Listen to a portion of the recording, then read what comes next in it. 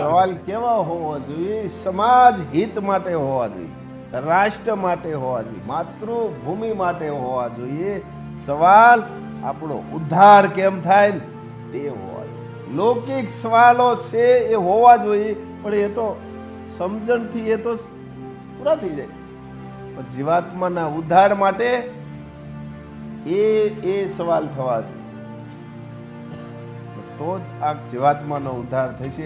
અર્જુન અને કૃષ્ણ વચ્ચેનો સંવાદ છે એ બે વચ્ચેનો જ હતો કે સમાજ માટેનો હતો, રાષ્ટ્ર માટેનો હતો, માતૃભૂમિ માટે હતો. જો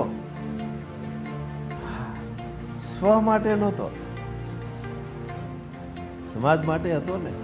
જીવાત્માનો કેમ ઉદ્ધાર થાય? મારું કર્તવ્ય શું છે, મારી ફરજ શું છે, ફરજ માટે.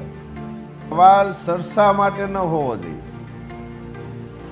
સ્વયંના ઉદ્ધાર માટે હોવો જોઈએ, સરસા માટે નહીં. આજના સવાલો સરસા માટે અને જ્ઞાન માટે રહી ગયા.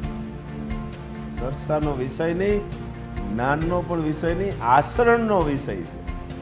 સવાલ એ આચરણનો વિષય છે.